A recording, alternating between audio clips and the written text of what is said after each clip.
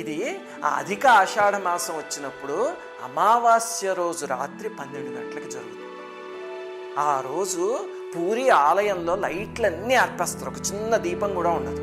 అలాగే కేవలం పూరి ఆలయమే కాదు, మొత్తం పూరి ఊరిలో ఉన్న లైట్లన్నీ ఆర్పేస్తారు. ఈవెన్ గవర్నమెంట్ కూడా పవర్ తీసేస్తుంది.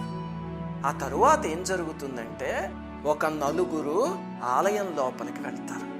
అందులో ఒక ఆయన అతిపెద్ద ఆయన వృద్ధుడు అనమాట, ఆయన్ని పతిమహోపాత్ర అని పిలుస్తారు.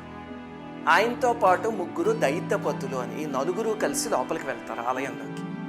ఎలా వెళ్తారంటే విచిత్రంగా వాళ్ళ కళ్ళకి గంటలు కట్టేస్తారు, కట్టేసి చేతులకేమో పట్టుబట్టలు కట్టేస్తారు, ఇక్కడ మోచేతుల వరకు కట్టేసి ఆ పెద్ద ఆయనకి వెనకాల ఒక తాడు కట్టి ఆ తాడుకి బయట ఒక గంట కడతారు, ఆలయం బయట. అంటే కావాలంటే ఆయన గంట వాయించడానికి. అప్పుడు కొంతమంది తీసుకువెళ్ళి వీళ్ళందరినీ ఆ పాత మూర్తులు ఉన్నాయి, అప్పటికి ఇంకా రత్నవేది పైనే ఉంటాయి అన్నమాట, ఆ మూర్తుల దగ్గర నిలబెడతారు.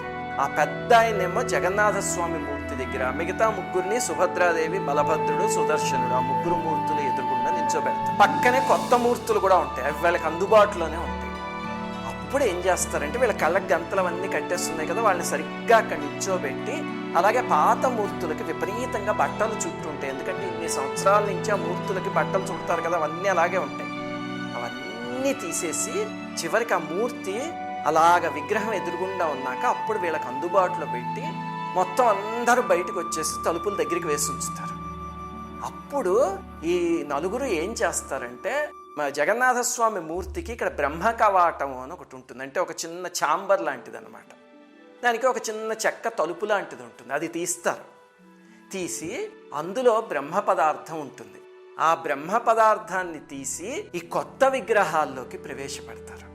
మరి కళ్ళ గంతలు ఇవన్నీ ఎందుకండి అంటే ఆ బ్రహ్మ పదార్థాన్ని ఎవ్వరూ చూడకూడదు, అలాగే దాన్ని ఎలాగా అనుభవించకూడదు అసలు, అంటే అది ఎలా ఉంది, స్పర్శ ఎలా ఉంది, అవి ఏవీ తెలియకూడదు. అందుకే విపరీతంగా బట్టలు చుట్టేస్తారు వాళ్ళ చేతికి.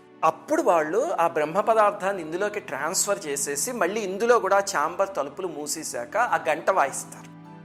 అప్పుడు అందరూ వచ్చి జయజయధ్వానాల మధ్యలో మళ్ళీ లైట్లు అవన్నీ వేసి జగన్నాథుడికి మళ్ళీ బట్టలు చుట్టేసి ఈ కొత్త మూర్తులను అక్కడ పెట్టేసి పాత మూర్తులను తీసేస్తారు. ఇది అసలు ప్రక్రియ.